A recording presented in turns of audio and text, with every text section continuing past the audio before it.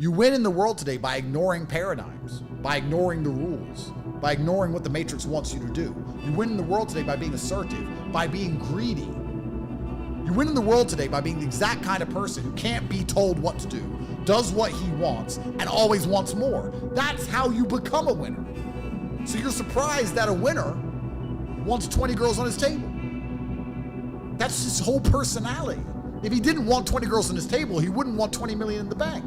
He wouldn't want 20 cars on the drive.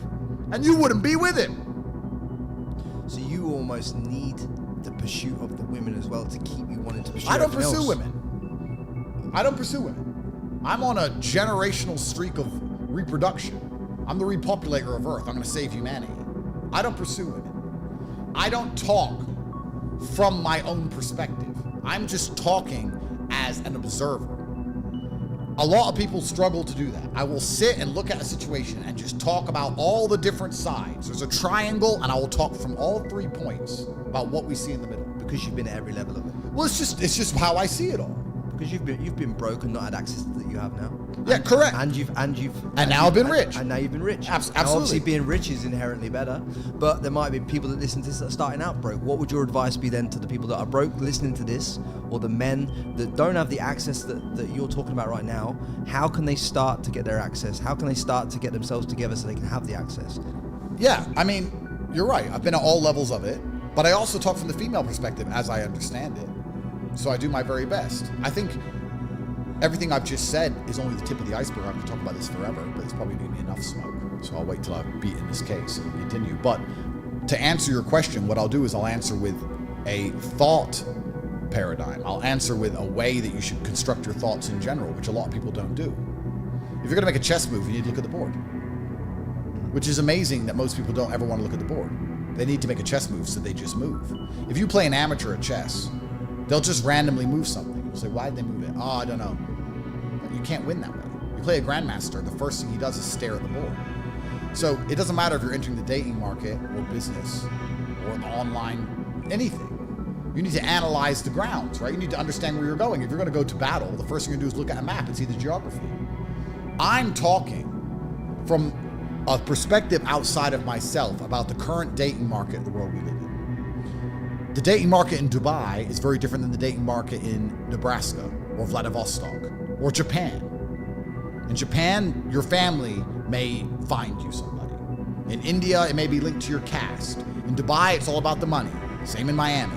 In rural Nebraska, you may have just met your high school sweetheart. Who knows? It's down to you to look at the board and then decide, how do I position myself to try and win this game, right? The way I would try and find a wife in Dubai is completely different than the way I try to find a wife somewhere else. Every single day is another opportunity that you can turn it around, guys. This air we're breathing is life.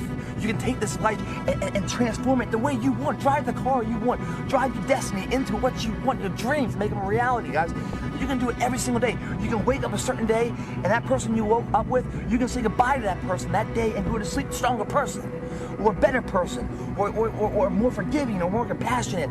Whatever it is that you're lacking, once you have the knowledge to know that this is what your makeup is, this is your one weak link, now you've identified that, now you can put different things that you've learned throughout life and apply what you've learned to fix that weak chain, to make the whole unified person of who you are, mind, body, your name, your character, the integrity and honor that you carry yourself with, into somebody that's respected, that's remembered in life. Otherwise, you will be forgotten, and gladly forgotten. I remember one of the most important books I ever read was The Slight Edge by Jeff Olson when I was 18 years old. Because it helped me understand the importance of marginal gains and the tiny things in life and how they're compounding for or against you invisibly in every aspect of your life. Your teeth, your skin, your finances, your relationship. The tiny things are compounding for or against you. And the analogy I give to help sort of illuminate this is, if you didn't brush your teeth today, no one in this room would know. If you didn't brush your teeth every day You might. I might, because I'm in close proximity. If you didn't brush your teeth every day this week, really, a couple of people might notice, but they wouldn't say anything, no real costs. If you didn't brush your teeth every day for 5 years, your teeth would fall out. You'd be on a dental chest screaming. And the question becomes, when did that happen? It happened today. It was that small, seemingly invisible decision, which was easy to do and easy not to do, as they always are, that you chose not to do, that compounded invisibly against you. And as they say in compounding returns, which they call the eighth wonder of the world, according to Warren Buffett, it's slow, then it's fast. And that's why it's so difficult and so easy to overlook the smallest things. It's easy to save £1, so it's also easy not to. I believe that most people in any discipline I'm competing in will not sweat the small stuff. They'll overlook the small things, which gives us a great competitive advantage by obsessing over the smallest things.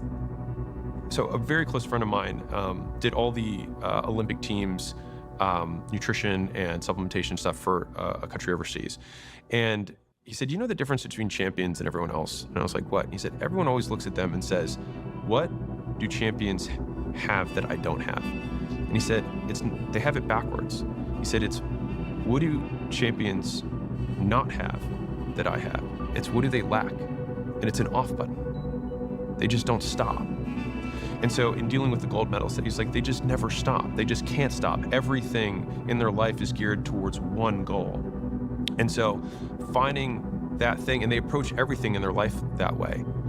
And I think that that level of obsession around like everything that you touch on a daily basis is required for really getting to where you want to go.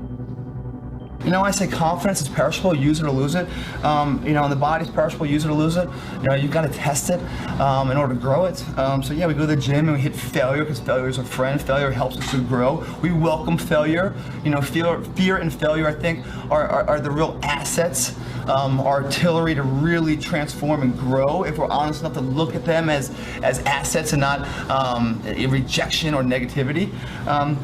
So the same way with this is that, you know, working smarter, not harder, using all of our tools, you know, to really build something. Not being fixated on what everyone else does, you know, but the balance, seeing that there's many different ways to do it. And these little things, when I say, you know, your confidence is perishable, it is. You have to test it. Going up to that good-looking girl that you think's way out of your league and saying hello, take some balls, man. But you're challenging yourself, you're building your confidence. Even if she says no, who cares? Everyone's failed. Every hero in the world, role model, failed. Society doesn't remember the failures, they just remember if you succeed. They remember if you showed up. They remember if you gave a shit.